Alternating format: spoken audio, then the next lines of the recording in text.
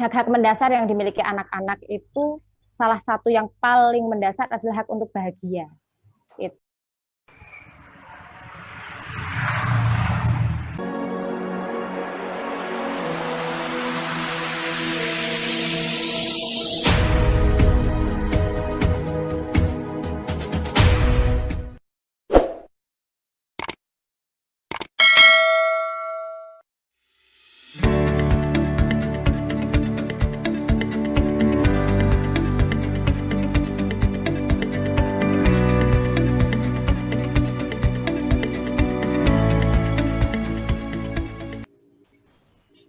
Assalamualaikum warahmatullahi wabarakatuh, salam sejahtera, salam sehat bagi kita semua. Bapak Ibu peserta forum grup diskusi pada siang hari ini, anjuran pemerintah untuk di rumah saja justru berpotensi terjadi adanya kegiatan masyarakat atau yang menyebabkan orang tua sedikit agak kelimpungan juga. Kami sampaikan terima kasih sebelumnya karena berkenan terkoneksi dalam jaringan ini melalui Zoom Cloud Meetings. Bapak Ibu yang berbahagia, siang hari ini kita akan mendiskusikan sesuatu yang penting kaitannya dengan kesehatan dan pola pengasuhan anak-anak kita selama masa pandemi. Kita semua tentu berharap anak-anak kita dijauhkan dari COVID-19. Karena itu bagaimana sebaiknya kita menjaga dan merawat anak-anak kita agar tidak terpapar COVID-19. Telah berkenan terkoneksi di sini Mbak Arum Sukma Kinasih atau yang akrab disapa Mbak Sukma, seorang psikolog. Saya sapa Mbak Sukma. Selamat siang Mbak Sukma. Selamat siang Pak Sulis. Berkenan hadir juga Mbak Enar Ratrianti Asa, anggota Komnas Perlindungan Anak Kota Semarang. Ya. Mbak Enar, selamat siang. Apa kabar? Selamat pagi Mas Sulis. Selamat pagi juga. Juga ada Mbak Paulina Linda Perwitaningrum, SPSI. Ini seorang guru UBK SMA Negeri 2 Salatiga. Selamat siang Mbak Paulina. Selamat siang, salam. Selama 1 jam ke depan kita akan mendiskusikan pengasuhan yang tepat untuk anak-anak kita selama pandemi COVID-19. Perlu kami sampaikan bahwa diskusi ini terselenggara atas kerjasama Harian Jawa Pos Radar Semarang dengan Satgas COVID-19. Sebelum kita mulai diskusi, terlebih dahulu kita berfoto bersama ya, akan dipandu oleh Mas Ape selaku host di acara ini. Baik, saya Sulis Sesa akan bertindak sebagai moderator diskusi pada siang hari ini, tapi sebelumnya kita foto bersama dulu ya Mas Ape ya, dipandu oleh Mas Ape. Mohon video dinyalakan.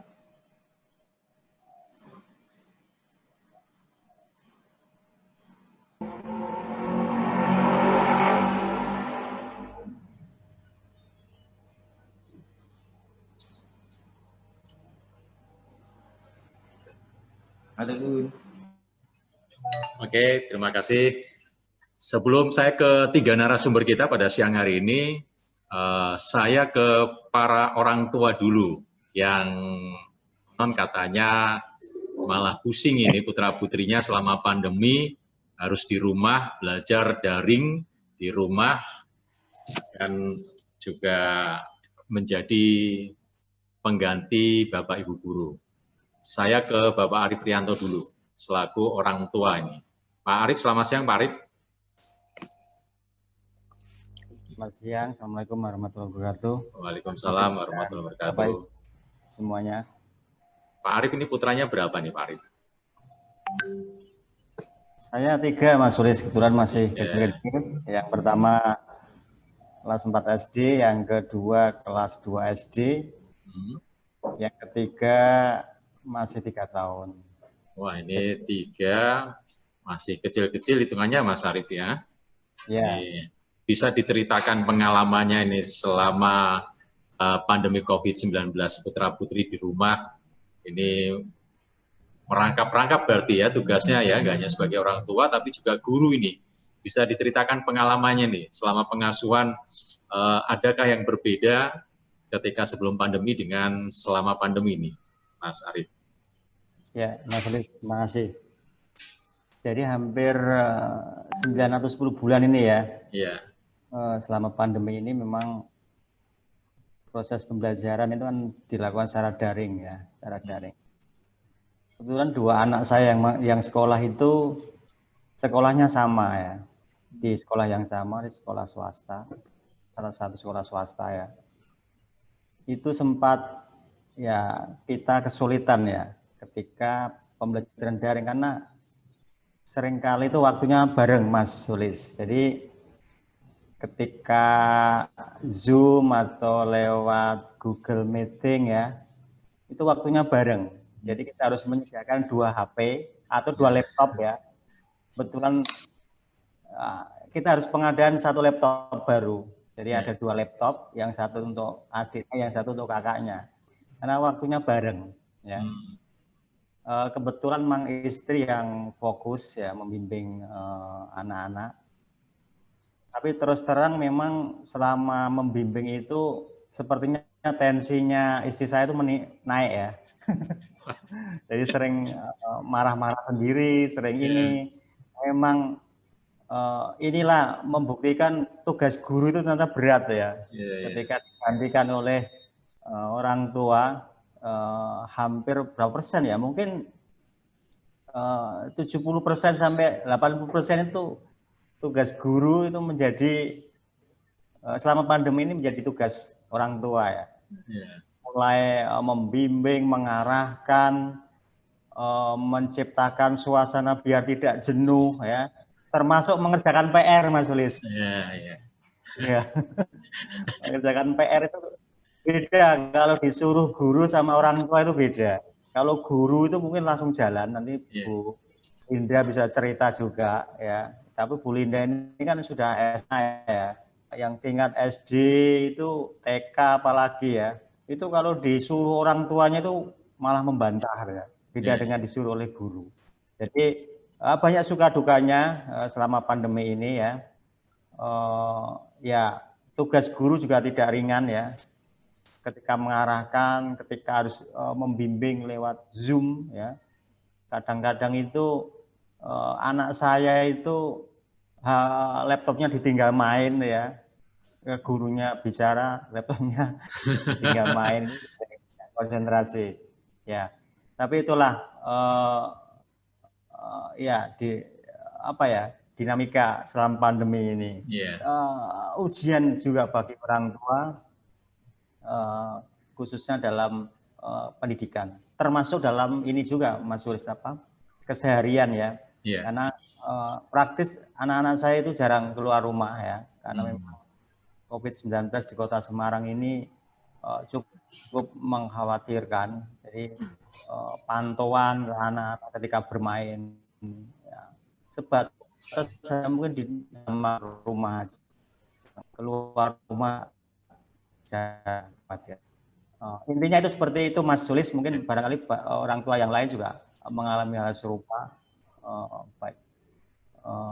Terutama yang ibu-ibu ini, karena memang kedekatan anak-anak itu banyak yang ke ibu-ibu. Kalau orang tua, kalau ke bapak ya atau ayah itu seperti saya mungkin waktu-waktu pagi atau lebih banyak ketemunya di pagi itu hanya berapa jam karena harus bekerja. Mungkin itu Mas Sulis. Kalau Pak Arif sendiri ikut bludrek gak sama seperti istri?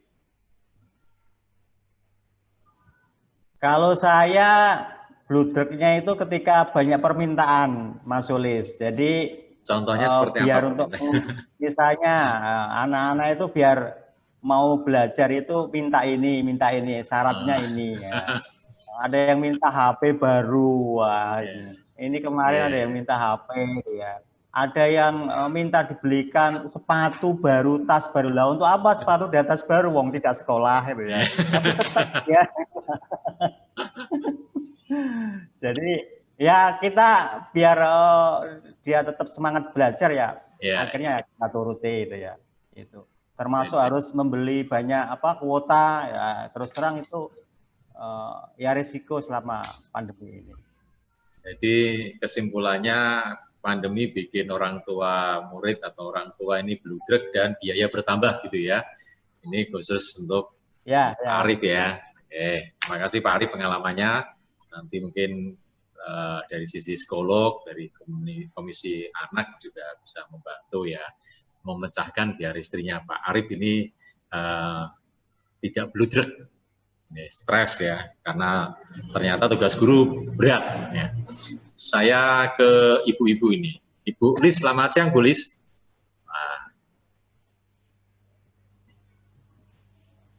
Ibu Lis, selamat siang Bu Lis. Nah, volumenya. Selamat siang Mas. Ya, Bu Lis ini, Bu Lis putranya berapa Bu Lis? Ya Mas, gimana? Putranya berapa Bu Lis? Oh, saya satu. Satu, umur? Umur 9 tahun. Sudah masuk TK ya berarti ya?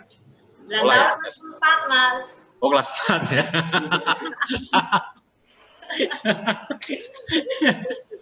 Kelas 4 ini ya. Boleh cerita, boleh cerita ini pengalamannya ini selama putra ya, putranya belajar di rumah harus menjadi pengganti guru di rumah. Ya. Ini apakah sama pengalamannya dengan Pak Arif Rianto selaku Bapak? Ya, terima kasih Mas Sulis. Jadi memang selama pandemi ini ibu-ibu itu mendapat tugas baru ini, tugas mempelajari anak, dan akhirnya ibu-ibu akibatnya itu luar biasa Mas, terutama ini pengalaman saya ya. Saya jadi emosinan yang jelas karena ternyata anak-anak itu tidak semudah apa ya, mungkin dinasehati oleh gurunya sama orang tua itu lebih mudah dinasehati oleh gurunya, sementara sama orang tua ngeyelnya Mas luar biasa. Nah itu ngeyel ya kalau sama orang tuanya ya. Ya, ngeyel, membantah itu, dan kalau saya itu yang paling efeknya yang kelihatan jelas itu sekarang anak saya jadi main HP terus itu. Jadi kan kalau ditinggal kerja, tinggal bepergian gitu kan, dulunya kan HP itu tidak pernah saya kasih, anak saya belum saya kasih HP. Saya dan suami punya HP sendiri-sendiri, tapi anak belum punya karena saya menjanjikannya nanti kalau sudah SMP. Tapi karena ada daring ini, ketika saya pergi, suami saya pergi, ayahnya pergi, lantas harus mengerjakan soal-soal yang harus dikerjakan Google Form itu terutama ya, itu kan harus pakai HP. Sementara pakai laptop malah justru agak susah mengoperasikannya, lebih gampang HP. Nah itu otomatis saya harus memberikan HP khusus untuk belajar. Nah akibatnya dari HP untuk belajar itu, belajarnya mengerjakannya sedikit Mas Sulis. Jadi bangun tidur segera mengerjakan, habis itu selesai terus main HP terus. Sudah saya kasih jadwal jam sekian belajar, jam sekian main HP. Ternyata tidak dipatuhi gitu. Jadi kebablasan sampai sekarang malah jadi HP-nan terus itu, main game, mabar, main bareng sama teman-temannya. Nah, itu yang bikin saya pusing dan ngomel-ngomel sepanjang hari. Waduh, ini imbasnya ibu jadi stres nih ya. Betul, dan tidak hanya itu, mungkin kalau pembelajaran sudah selesai, oke, sudah nggak masalah. Tapi ketika saat-saatnya sholat misalnya gitu, masih lanjut terus Mas. Jadi ini saatnya sholat, ayo sholat. Saya bilang gitu, iya. Ayo sholat, iya gitu terus, tapi nggak segera berdiri berangkat ambil wudhu itu enggak. Sampai akhirnya saya sering HP itu saya rebut Mas. Saya rebut gitu. HP saya udah baru itu. Malam juga. Malam itu sudah saatnya tidur, tidak segera tidur. Ayo sekarang tidur. Iya jawabnya iya, tapi masih main HP itu. Ini yang jadi problem bagi saya, dan ternyata ketika saya bertanya ke ibu-ibu yang lain itu sama kasusnya. Jadi mereka akhirnya HP terus gitu, semacam kayak kecanduan HP, tapi ya belum sampai parah sih. Dan ini biasanya kalau pagi kayak gini saya memberi waktu, pokoknya kalau pagi belum, karena ini libur, tidak ada belajar, tidak ada tugas dari sekolah, jadi mulai jam 11 baru boleh. Sebelumnya HP saya sembunyikan. Dan itu sudah tahu akhirnya, pasti HP disembunyikan ya, itu sudah tahu gimana gitu.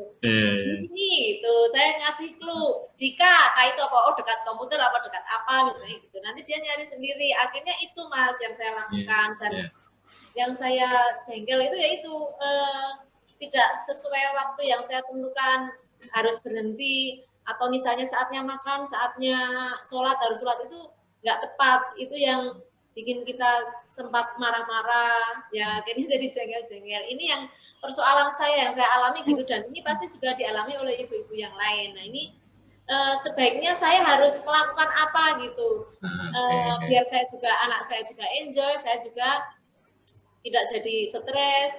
Sementara kalau di rumah teman-temannya itu dia sebenarnya senang bermain keluar bersama kawan-kawannya, itu senang.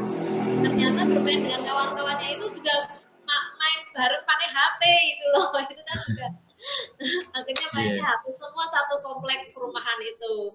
Tapi kadang-kadang juga enggak, kalau sore bermain bersama. Nah itu Mas Sulis yang jadi persoalan saya, jadi anak-anak itu jadi kecanduan main HP itu. Barangkali nanti bisa dicarikan solusinya seperti apa gitu Mas Sulis. Iya Mas, terima kasih. Bulis ini penyabar loh sebenarnya ya. Ini gara-gara pandemi jadi penyabar ini ya. Malah mabar main bareng HP ini sama tetangga.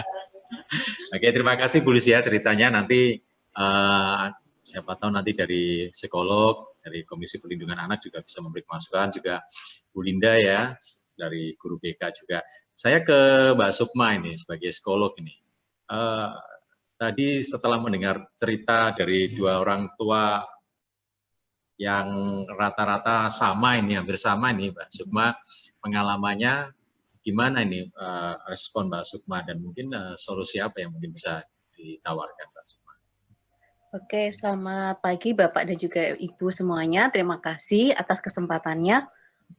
Tadi saya menyimak sharing dari Pak Arif dan juga Pak Bulis, ya. Bulis, ya. Itu sebenarnya kita merawat anak itu dimulai dari merawat kondisi orang tua dulu. Jadi sebelum kita itu bagaimana sih supaya anak itu sejahtera, ya yang sejahtera dulu adalah dari orang tuanya. Dan bagaimana orang tuanya itu bisa menjaga agar dia, tadi banyak yang stres, ya ini bagaimana caranya supaya orang tua yang stres ini bisa mengatasi stres dalam diri sendiri. Nah ini memang pandemi ini mengubah situasi. Karena kalau dibilang pandemi ini adalah kayak semacam circumstances, jadi kejadian yang tidak kita duga. Jadi itu kayak kejadian yang tidak kita duga, yang jadi perubahan yang cepat. Jadi kita itu juga, otak kita tuh kayak dipaksa untuk berubah cepat juga. Kadang-kadang kita ketika fase-fase perubahan itu memang membutuhkan waktu kita untuk beradaptasi. Nah ini dengan situasi yang perubahan, misalnya dengan orang tua kondisi pekerjaannya, terus juga dengan anak yang mulai belajar dari rumah, itu kan suatu hal yang tidak kita duga sebelumnya. Mungkin kita nggak ada persiapan apa-apa, jadi memang itu kayak kita jadi gagapan begitu. Sehingga kita mengalami rentan terhadap stres. Dan itu stres perlu dicarikan solusi. Nah ada dua yang bisa kita lakukan, yaitu untuk orang tua supaya dia bisa tensinya turun, dan juga bagaimana caranya mencarikan solusi secara teknis begitu. Kalau yang orang tua, mungkin, orang tua juga perlu ini ya, kadang-kadang orang tua tuh juga membutuhkan cara supaya bisa stresnya itu diatasi. Nah mungkin bapak-bapak dan juga ibu-ibu ada cara sendiri. Kadang-kadang kalau yang namanya stres itu kan membuat fungsi, mungkin kita tanda-tandanya kalau kok jadi lupa, terus jadinya kok jadi kelaper gitu, kadang-kadang gitu. Itu tanda-tanda stres ya? Ya, itu bisa uring-uringan. Nah, itu kan juga salah satunya tanda-tanda stres. Karena stres itu kan mengubah otak kita, terus juga mengubah emosi kita, mengubah panca indera kita, itu jadinya menurun semuanya. Misalnya kok jadinya pengen piknik, nah itu juga sebagai tanda stres. Mungkin tadi putranya Pak Arif yang pengen sepatu baru, itu juga bisa jadi dia stresnya, sudah anaknya juga mengalami stres, orang tuanya juga stres, jadinya stresnya numpuk-numpuk jadi di keluarga itu. Nah ini bagaimana caranya supaya keluarga itu bisa tetap kuat lagi. Nah itu ya jadi perlu kayak disusun lagi gitu kan, kayak rumahnya ambruk, rumahnya di keluarga di refresh ulang gitu ya, ditata ulang lagi, misalnya dengan cara bapak-bapak, ibu-ibu mungkin bikin satu hal yang kreatif. Nah ini juga bisa, kan juga kadang-kadang HP. Nah tadi juga problemnya Ibu Lis, itu yang anaknya jadi suka main HP. Nah, itu memang tidak bisa dipungkiri. Jadi kita terlibat dengan HP. Yang orang dewasa tuh juga sama. Kita misalnya banyak jadi webinar, itu kan juga pasti HP-nya sering dengan gadget. Nah, itu mungkin juga pengaturan HP. Nah, tadi juga sebenarnya sudah ada solusi yang bagus dari Bulis, misalnya dengan anaknya bermain. Itu juga bisa. Tetapi kan tidak juga harus dijaga protokol kesehatannya bagaimana. Terus juga bagaimana situasi bermain itu menjadi situasi yang aktif dan kreatif gitu. Jadi tidak hanya bermain sekedar bermain, tetapi bagaimana Bulis mungkin bisa mencari cara yang lebih kreatif untuk membangun supaya anaknya itu bisa kreatif. Nah, misalnya Bulis punya apa ide memasak, atau kalau putranya cowok atau cewek gitu, Bu? Cowok. Ya, kalau cowok mungkin lebih banyak aktivitasnya yang bapak-bapak ini mungkin yang punya ide kreatif apa ya yang kira-kira bisa dilakukan bareng-bareng anak gitu. Mungkin diajak main perang-perangan di hutan gitu sambil belajar gitu, putranya Bulis ya. Iya, berarti stres itu sebenarnya otak kita itu banyak macam-macamnya ya.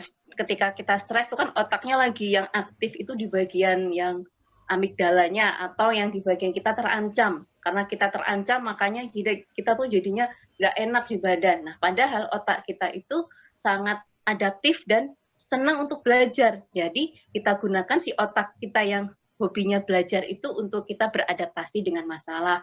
Terus juga bagaimana kita juga bisa membuat situasi ini jadi sekreatif mungkin. Nah, itu jadi bapak-bapak, ibu-ibu mungkin perlu ngobrol-ngobrol. Nah, ini dengan adanya pandemi ini sebenarnya kan juga bisa menguatkan komunikasi antara bapak dan ibu, pasangan suami istri. Pak, gimana nih kita bisa bikin sesuatu hal yang supaya kita nggak bosan. Bagaimana kita bisa membuat di rumah, lingkungan rumah ini tidak jadi boring. Kita bisa bikin suasana rumah itu lebih bagus, lebih positif. Mungkin kalau sekarang kan lagi banyak tanaman-tanaman, itu juga pasti stres juga ya, Mak. Iya, betul-betul. Ya, jadi caranya ya dari orang tuanya dulu, baru anak gitu.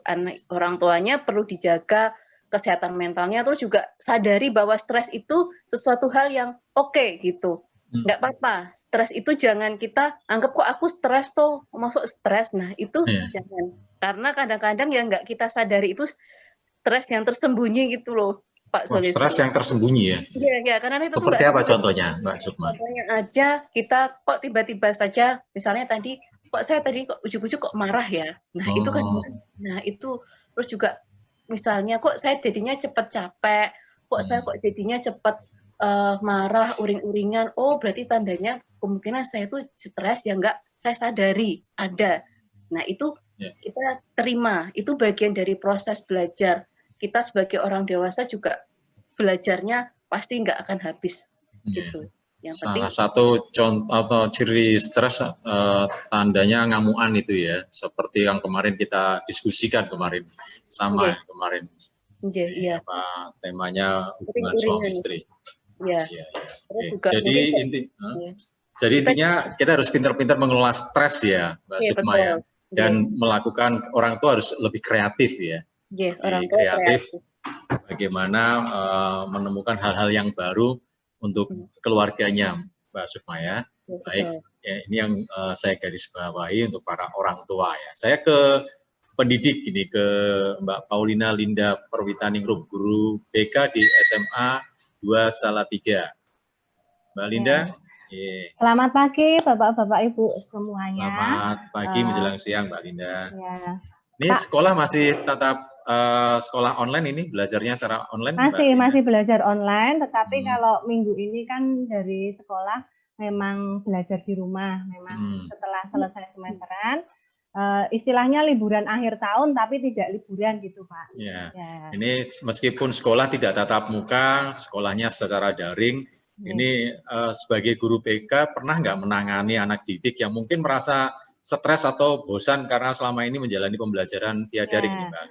Sangat banyak sekali Pak. Mungkin kalau di sini berbeda ya, kami berada di tingkat SMA, saya mengampu kelas 12 di mana siswa-siswinya itu sudah mulai untuk mencari nanti tindak lanjutnya setelah selesai sekolah. Tetapi masalahnya mungkin sama. Jadi anak-anak jenuh melakukan pembelajaran daring. Dari pihak sekolah, terutama kami dari guru BK itu pandai-pandai untuk menjalin komunikasi, terutama dengan orang tua, kemudian dengan guru mata pelajaran, dan dengan siswanya juga. Jadi sebelumnya memang kami sudah membuat grup dengan orang tua dari pihak BK. Kalau kemarin-kemarin kan kita masih bisa intens untuk memanggil orang tua atau masih bisa pertemuan orang tua. Tapi kalau sekarang kami senantiasa menjalin komunikasi di grup orang tua. Terutama untuk anak SMA itu mungkin tidak mengerjakan tugas atau lalai, itu kami mengingatkan ke orang tua bahwa pendampingan itu sangat penting sekali, karena memang yang sekarang bisa menghandle secara penuh kami anggap itu orang tua. Kalau dulu mungkin putra-putrinya dititipkan ke sekolah ya jam 7 sampai jam 1 mungkin untuk yang anak SD atau anak SMP, yang SMA bahkan sampai setengah 4 dengan kegiatannya.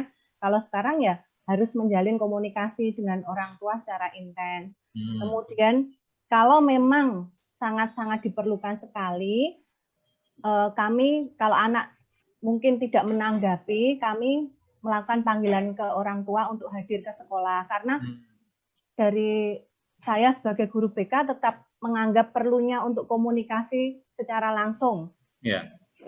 Jadi kalau lewat WA atau lewat mungkin komunikasi kurang terjalin, kurang klik ya, sering terjadi miss. Jadi kalau memang kondisi orang tua memang sehat, tidak berada di zona merah, memungkinkan untuk hadir ke sekolah, kami undang.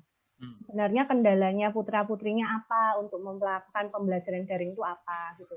Kemudian tentu saja dengan protokol kesehatan, dengan protokol COVID, jadi masuk ke sekolah harus ditem dulu, kemudian kami berada mungkin berbicara agak keras tetapi bertemu ya, jadi akan berbeda rasanya kalau memang hanya lewat WA saja, atau kalau karena siswa-siswi kami kelas 12 SMA, anak-anak SMA itu mereka, Bu, saya boleh ketemu, kalau memang oke, kamu ketemu, kita protokol kesehatan nggak apa-apa. Jadi mereka malah cerita. Kadang mereka cerita dari mungkin sering ditegur orang tua karena perubahan pola sehari-hari juga. Kalau anak SMA itu malah begadang tidurnya sampai malam, kemudian bangunnya siang. Sering mungkin orang tua juga jengkel juga ya tadi dari Bu Lis juga ya, mungkin kalau anak-anak mungkin ibadahnya juga berkurang. Mungkin dari Bu Lis, kalau Bu Lis mau beribadah, mau sholat, anaknya diajak sekalian, Bu. Jadi mungkin yuk taruh dulu HP-mu, kita ibadah bersama gitu. Jadi memang ditemani, memang sangat-sangat perlu pendampingan dengan orang tua. Kemudian kalau memang orang tua diundang tidak hadir, siswanya juga tidak ada komunikasi, kami minta izin untuk datang ke rumah. Home visit pun akan dilakukan.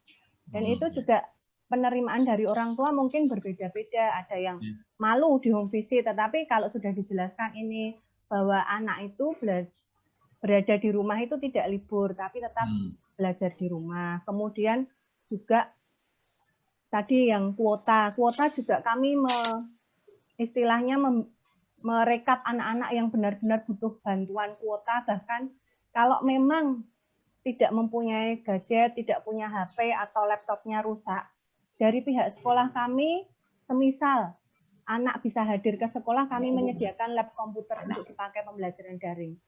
Jadi dengan protokol kesehatan juga bisa dilakukan itu. Mbak Linda, mungkin saya potong dari curhatan siswa ya, yang mungkin tiba-tiba mengalami perubahan pola belajar, pola sosialisasi mereka, kehidupan mereka kepada Mbak Linda. Apa yang Anda sampaikan, Mbak Linda, ke siswa-siswa Mbak Linda? Ya, kalau untuk siswa-siswa kami, karena memang sudah rentang usia 15 sampai 18 tahun ya, jadi kadang kami sebagai guru BK menempatkan sebagai teman, hai apa kabar kalian, apa kabar, jadi mereka juga sering cerita, jadi masih tetap bisa terjalin baik gitu loh, mengingatkan mungkin kamu kalau mau olahraga boleh, tapi tetap jaga protokol kesehatan ya, karena untuk anak-anak usia segitu kita tidak bisa untuk tetap seperti balita tetap harus stay di rumah gitu, nggak bisa. Jadi memang apa ya, harus sering-sering mengingatkan. Sering-sering mengingatkan, kamu boleh mungkin bertemu dengan teman tapi tetap jaga kesehatannya.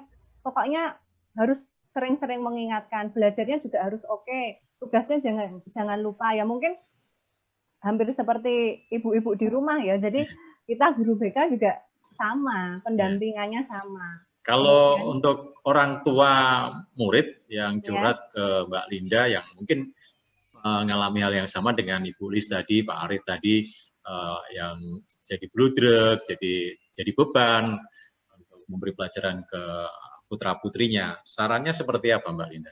Kalau ke orang tua mungkin ya tadi saya bilang ya memang dari Bu Sukma tadi juga ngendiko bahwa memang harus banyak-banyak sabar karena kondisi seperti ini tidak ada yang menginginkan. Jadi daripada mungkin tensi tinggi, mungkin kalau anak-anak sudah SMA kan mereka udah bisa melawan ya. Jadi udah bisa mengemukakan pendapat, tidak mau sekedar hanya diberitahu. Jadi memang harus komunikasi aktif bahwa ya oke, kita sama-sama menghadapi situasi sulit seperti ini, kita harus bagaimana gitu. Kalau anak-anak SMA kan bisa untuk beritahu seperti itu. Jadi lebih ke berpikir secara logika. Kita mungkin untuk anak SD juga, anak SD atau SMP masih lebih nurut ke guru ya. Jadi dari pihak sekolah SD atau SMP mungkin lebih menjalin komunikasi aktif dengan para putra-putrinya. Jadi anak-anak seneng kok untuk diingatkan, halo apa kabar kamu? Ini sudah ngapain? Itu hanya sedikit mungkin ya kata-kata mungkin dari gurunya atau apa, mereka lebih nurut. Kalau dengan orang tua mungkin ya tadi dari Bulis masih, aduh ini kok seperti ini, orang tuaku nyuruh ini. Mungkin kalau anak-anak SD, anak-anak, yuk Bu Guru minta kamu belajar loh, mengerjakan tugas loh, ayo nggak? Masih didengarkan gitu, lebih pentingnya dari sisi sekolahan itu seperti itu. Ya. Gitu, Pak. Oke. Saya ke Mbak Enar ya, dari sisi aktivis Komnas Perlindungan Anak Kota Semarang ya. Mbak Enar, dari kacamata perlindungan anak dalam situasi seperti ini, di mana anak-anak dalam tanda kutip dikukung di dalam rumah, Anda melihat dari sisi hak anak-anak seperti apa ini Mbak Enar? Baik Mas Sulis dan Bapak Ibu sekalian, Bu Sukma, Bu Linda ya. Kalau saya pikir tadi yang disampaikan dua narasumber sebelum saya itu sudah sangat tepat. Tapi saya melihat dalam hal ini begini, merawat dan juga mendidik anak-anak itu adalah bagaimana sebagai orang tua memberikan pemenuhan hak mereka. Gitu. Nah, anak-anak itu memiliki banyak hak, Mas Sulis. Jadi hak-hak mendasar yang dimiliki anak-anak itu salah satu yang paling mendasar adalah hak untuk bahagia. Itu. Kalau anak-anak yang usianya seperti anak saya nih, masih kelas TK misal 4 tahun, itu haknya hak bermain. Hak bermain harus lebih banyak daripada hak yang lain. Kalau untuk anak-anak yang pendidik dasar, haknya yaitu mendapat pendidikan mendasar dan seterusnya anak-anak sekolah. Hak yang lain selain mendapatkan perlindungan dan kasih sayang dari orang tua, yaitu juga hak untuk sehat. Nah, pada saat pandemi ini kan menjadi persoalan bagi setiap orang tua yang ada dimanapun, yaitu antara pengen memberikan pendidikan yang baik untuk anak, tetapi juga harus menjaga kesehatan mereka. Kan itu. Kemarin Komnas Perlindungan Anak Kota Semarang, waktu Kota Semarang dan Jawa Tengah ini masih berada di zona yang paling rawan, zona merah, itu kami melakukan pendekatan kepada pemerintah dan tidak mendukung adanya tatap muka. Tapi setelah ke sini, sebelum saya mendengar kabar pagi ini nih, tadi Pak Presiden juga kok menutup bandara internasional, lah ini takut lagi kalau semoga tidak ya ada pandemi jilid 2, semoga tidak. Ini membuat saya sedikit khawatir ketika misalnya nanti pandemi panjang dan pendidikan daring ini akan lebih lama. Padahal anak-anak ini benar tadi apa yang dihentikan ke Bu Linda dan juga Bu Sukma. Anak-anak ini sebenarnya juga pengen kembali ke sekolah, lebih senang diberikan pengarahan secara langsung daripada misalnya lewat WA gitu. Maka ini sebenarnya sebagai sebuah solusi barangkali win-win ketika ada metode luring atau luar daring.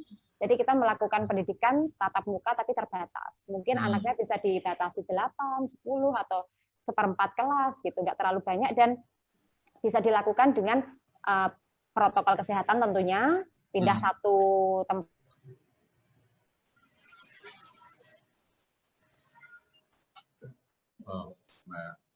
Ini bisa menjadi alternatif, asalkan itu apa namanya zonanya hijau, nggak mengkhawatirkan. Gitu. Ya, tadi sempat disinggung ya, kalau anak-anak kecil misalnya, anak TK, SD, haknya hak bermain ya. Ini kan yang masih kecil ya, yang masih bermain. Apa yang boleh dan tidak boleh dilanggar orang tua terkait hak-hak anak itu sendiri, Mbak Ena? Nih, sebelum saya menjawab itu, saya pikir gini, orang tua memang pasti budrek, pasti merasakan emosi yang berlebihan. Itu seperti tadi Bu ngendikannya Bu Sukma, memang kita harus clear dengan diri kita. Harus punya, kalau bahasa saya tuh harus punya me time. Jadi kita kita ngerti nih, kita paling suka ngapain. Misalnya satu kali tempo kita ngapain ya, sukanya misalnya masak, ya kita masak. Kita hilangkan stres dulu. Kita kembali sama anak-anak. Jadi ketika kita sama anak-anak itu kita sudah selesai dengan diri kita, nggak ada rasanya emosi, nggak ada rasanya pengen marah, karena sudah kita salurkan ke hal-hal yang sifatnya positif tadi. Dan tadi juga disinggung Bu Linda tadi, anak-anak diajak. Anak-anak kalau misalnya ayah sholat nggak mau, tapi ayo kita sholat bareng, mungkin akan beda gitu. Jadi ada trik-trik khusus selain mengelola apa ya kecerdasan emosional barangkali. Kita harus pintar-pintar untuk nggak cepat-cepat emosi. Karena memang setiap anak itu kan unik, Thomas. Misalnya ada yang bukan ngeyel mungkin gitu, tapi ya terlalu aktif, terlalu kritis seperti itu sih. Ya. Oke, saya ke orang tua lagi nih. Ada Ibu Nahnu ini ya. Saya ke Ibu dulu ini. Bu Nahnu, selamat siang Bu Nahnu. Selamat siang Bu Nahnu. Betul ya Bu Nahnu ya? Namanya ya. Saya sapa Bu Nahnu, selamat siang Bu Nahnu. Sepertinya ada. Bisa volumenya bisa di-on-kan Bu Nahnu? Oke, saya beri kesempatan Bu Nahnu. Nah, ya, Bu Nahnu Kamali ya. Selamat siang Bu Nahnu. Ya, selamat siang Pak. Iya, Bu Nahnu ini putranya berapa? Putra-putrinya Bu Nahnu? Satu. Usia berapa Bu Nahnu? Ini pas sudah kuliah Pak. Oh sudah kuliah, jadi nggak ada masalah ya, udah nggak mengalami seperti Bu Lis tadi ya, bludrek ya? Iya. Iya. Tapi ini apa, putranya berarti kan di rumah ya, kan kampus libur ya. Gimana, ada problem kah selama putranya di rumah Bu Nahnu? Kadang sinyalnya Pak yang sulit. Oh sinyal untuk belajar daring ya, oke. Kadang berputus-putus itu sih. Oh, ini jadi masalah sinyal ya kalau Nahnu ya. Baik Bu Nahnu, nggak ada masalah ya dengan putranya ya Bu Nahnu ya. Baik, terima kasih. Saya sapa ke Pak Adi Riyadi nih. Ini Pak Adi sedang off ya. Saya ke Mbak Linda. Terima kasih Bu Nahnu. Mbak Linda Mbak Linda, kalau saran Anda kepada orang tua ini ya, Mbak Linda ya, yang mungkin agak kesulitan mendampingi putra-putrinya belajar, seperti apa sarannya Mbak Linda? Kalau mungkin kesulitan mendampingi putra-putrinya belajar, itu mungkin butuh supporting system dari pihak keluarga, mungkin dari kakek, nenek, atau siapa saja yang mungkin di rumah bisa dititipi putra-putrinya. Jadi mengingatkan, karena anak-anak mungkin karena kondisi seperti ini, kalau dulu mungkin dititipkan ke sekolah, sekarang kan harus bekerja.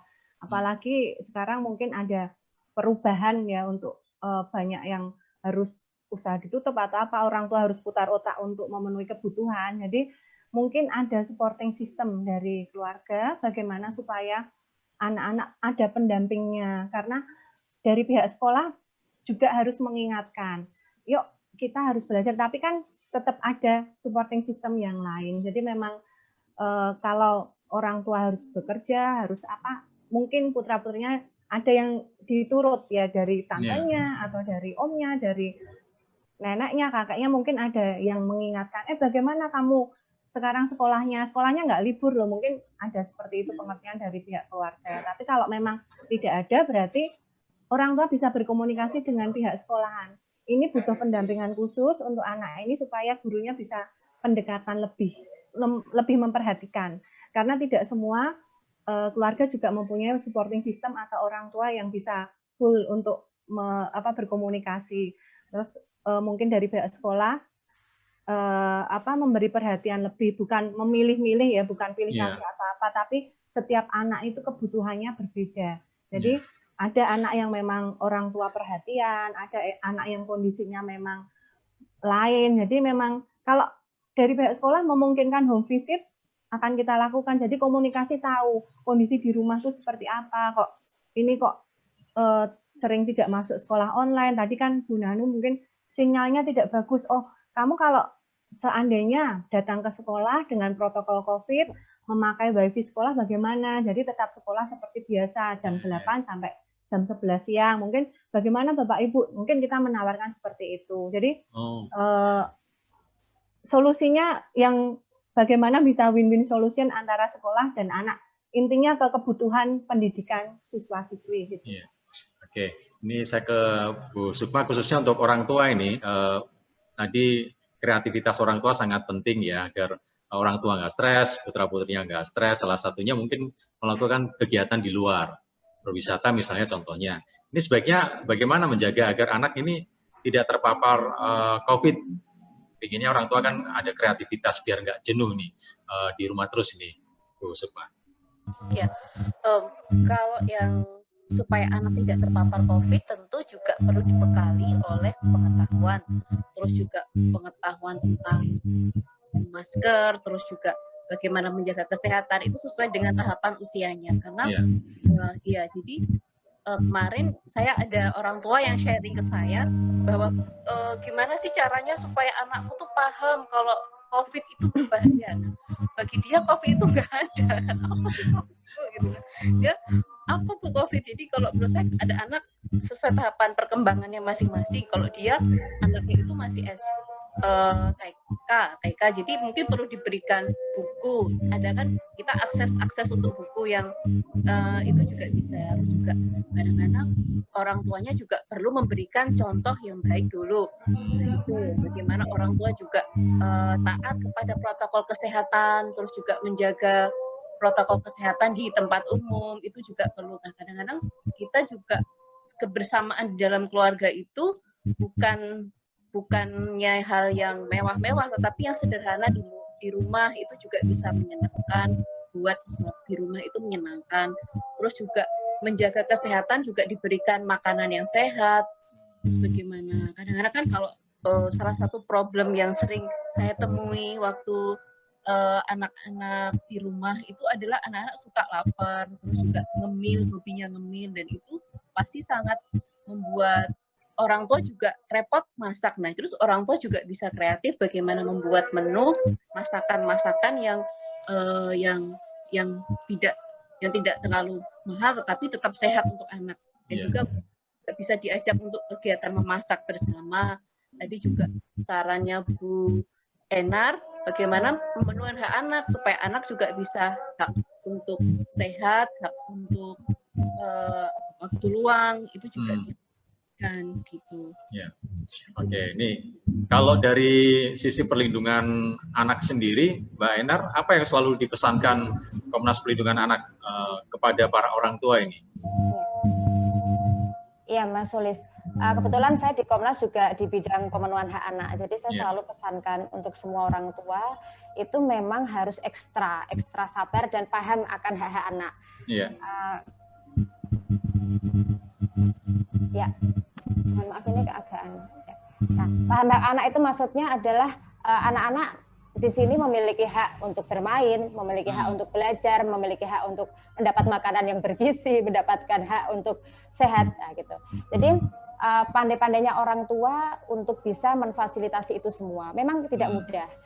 Orang tua di era pandemi ini saya pikir harus memiliki ekstra kesabaran, ekstra kecerdasan emosional juga, dan juga lebih.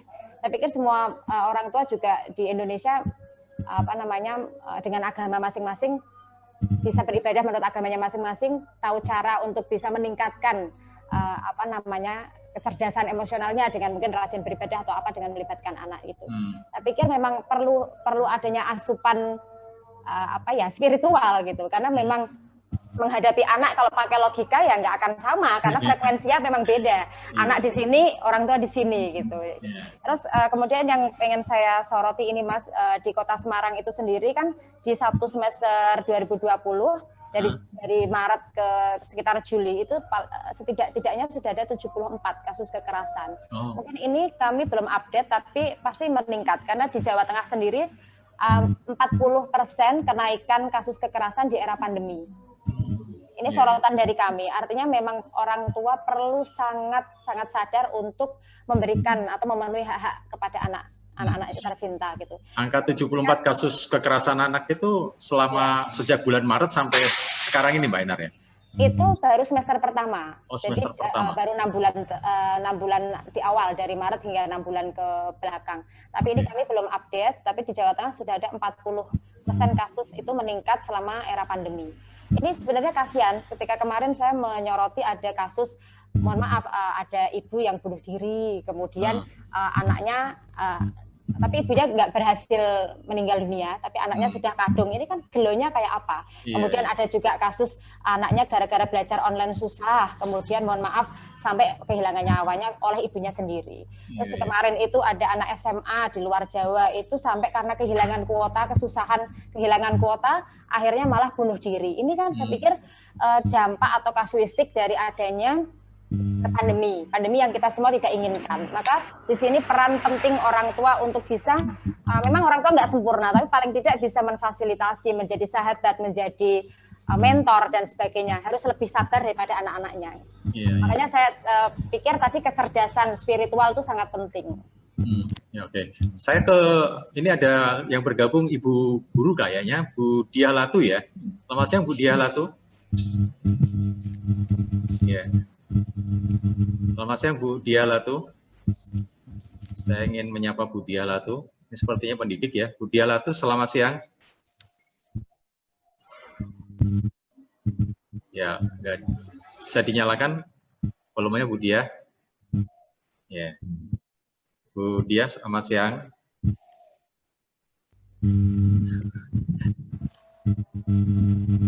Nah, ini Bu Diah sepertinya agak kesulitan ini ya. Oke, saya ke media dulu ini. Pak Iskandar. Dari perbincangan kita, para orang tua, kemudian dari 3 narasumber kita siang hari ini, bagaimana ini Pak Iskandar menangkap apa yang disampaikan orang tua dan juga 3 narasumber kita. Ya, terima kasih Mas Sulis. Perbincangan yang menarik ya pada siang hari ini. Kita dapat pencerahan dari 3 narasumber, Mbak Sukma, Mbak Paulina, juga Mbak Enar, bahwa memang benar dalam situasi pandemi seperti ini, memang orang tua itu beban kerjanya itu semakin berat, Mas Sulis. Beban kerjanya semakin berat karena yang biasanya dilakukan oleh guru sekarang dilakukan oleh orang tua. Bahkan ya survei kecil-kecilan banyak yang tensinya naik, meninggi lah, karena banyak juga yang stres menghadapi anak-anak ini di rumah. Ya, tensinya naik lah. Dari dokter hipertensi sendiri mengakui ya, akhir-akhir ini banyak orang tua yang mengalami hipertensi, tapi masih gejala ringan. Mungkin gejala hipertensinya bukan hanya karena anak-anak ya, karena tekanan ekonomi dan sebagainya. Pembatasan sosial itu kan memang sangat membuat orang tua itu banyak.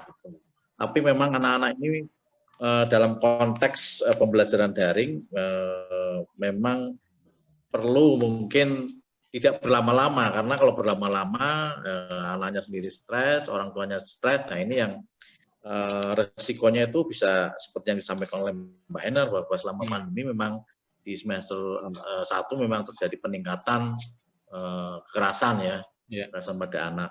Nah, ini yang memang kita harus hindari, kita harus sikapi dengan benar, apalagi juga dengan regulasi dari pemerintah.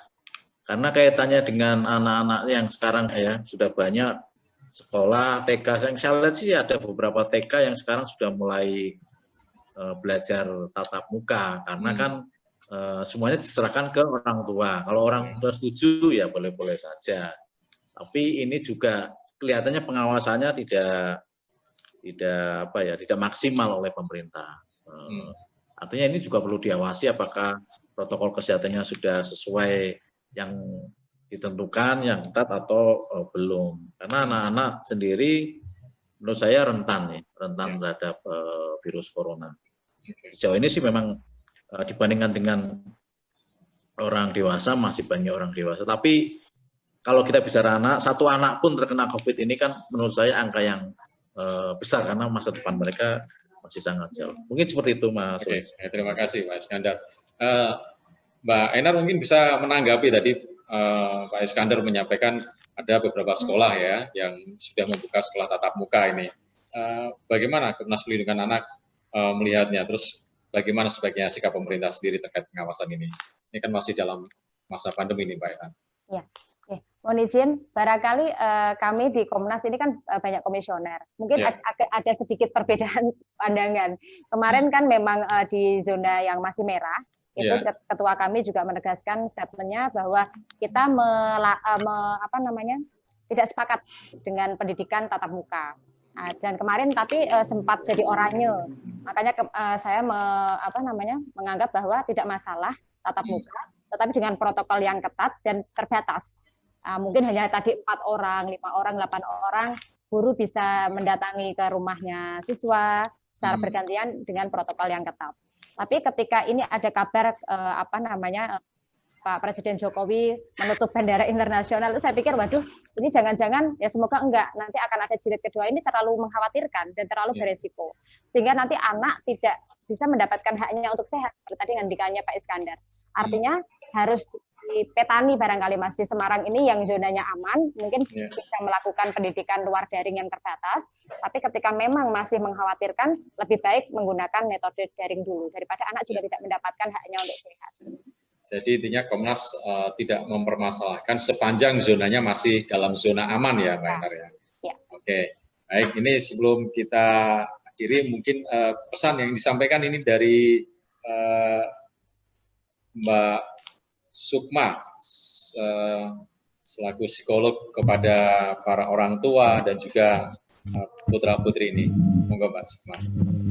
Oke, kalau untuk orang tua di pandemi ini memang kita tidak bisa mengendalikan situasi, nah tapi kita perlu merespon dengan lebih tepat. Jadi juga yang namanya situasi yang tidak bisa dikendalikan itu adalah sebagai cara untuk kita belajar, untuk menata kembali. Jadi kita tidak perlu sedih berlama-lama, tidak perlu kita perlu, ini yang harus kita lakukan semaksimal yang kita bisa. Dengan kita belajar, terus juga bagaimana tadi Mbak Linda menyampaikan, perlunya berkomunikasi dengan pihak guru, terus juga bagaimana orang tua tetap menjaga protokol kesehatan, itu sangat diutamakan menghadapi pandemi ini. Dan juga kita sebagai orang tua perlu tetap kreatif untuk menjaga supaya keluarganya tetap utuh, tetap terjaga, jangan sampai tadi yang disampaikan oleh Bu Enar terjadi kekerasan, karena kekerasan itu bisa terjadi ketika kita sedang dalam kondisi yang marah, tidak terkendali. Dan itu banyak sekali kasus-kasus kekerasan di orang tua. Kita juga pernah membuat pembelajaran bersama di layanan kami, itu ada namanya webinar kayak keluar itu, ada yang sharing kepada kita bahwa dia kok jadinya cepat marah dan melakukan kekerasan terhadap anak, dan itu karena emosi. Dan tadi juga disampaikan bahwa orang tua mampu sarana belajar orang tua. Jadi pandemi ini ada sarana belajar orang tua menjadi diri yang baru, terus juga bagaimana menjadi orang tua yang baik lagi gitu. Ya, oke. Dari sisi pendidik sebagai guru BK, Mbak Linda mungkin ada saran, masukan atau pesan yang disampaikan kepada para orang tua dan juga siswa-siswi ini. Ya, terima kasih. Dari sisi pendidik ini kami menyarankan pentingnya sekali kerjasama antara orang tua dengan pihak sekolah untuk yang bareng mendukung putra-putrinya dalam menerima hak pendidikan. Kemudian kedua juga harus mau mengupayakan untuk kemandirian siswa sendiri. Jadi siswa paham bahwa pendidikan itu penting, harus paham dulu. Karena kalau siswa tidak paham, tidak mau juga akan sulit. Dia mau mencari informasi, dia mau belajar itu akan sulit sekali. Jadi ada dua tadi, dukungan dari keluarga, dari rumah, komunikasi aktif dengan sekolah, kemudian untuk kemandirian putra-putrinya dalam pendidikan, dalam belajar terutama. Ya. Baik, terima kasih Mbak Linda saran dan masukannya. Terima kasih untuk dua narasumber lainnya, Mbak Enar, Mbak Sukma, dan juga Bapak Ibu yang sudah terlibat dalam diskusi kita siang hari ini dengan tema menjaga dan merawat anak-anak saat pandemi. Selalu saya ingatkan untuk selalu pesan Ibu harus diingat-ingat ya, 3M, memakai masker, menjaga-jaga jarak, dan juga mencuci tangan dengan menggunakan sabun. Selain itu juga 3M lainnya harus selalu diingat, yakni imun, meningkatkan imun dengan berolahraga, berpikir positif, dan melakukan prokes secara ketat, serta rutin mengkonsumsi vitamin. Selain itu juga M berikutnya, berdoa, ingat kepada Tuhan Yang Maha Kuasa agar terhindar kita semua dari COVID-19 dan penyakit-penyakit lainnya. Serta M yang lainnya adalah aman, melakukan aktivitas yang aman-aman saja, hindari kerumunan, tetap di rumah bersama keluarga, jaga kesehatan dan tetap semangat. Corona harus kita lawan bersama tentunya. Baik, terima kasih Mbak Sukma, Mbak Enar, juga Mbak Linda, dan juga Bapak Ibu yang sudah terlibat dalam diskusi kita pada siang hari ini. Semoga kita bisa mengambil hikmah dan juga manfaat dari perbincangan kita pada siang hari ini. Akhir kalam, saya Sulis Esa dan juga Harian Jawa Pos Radar Semarang dan juga Satgas COVID-19 mengucapkan terima kasih atas perhatiannya. Selamat siang, salam sehat, wassalamualaikum warahmatullahi wabarakatuh.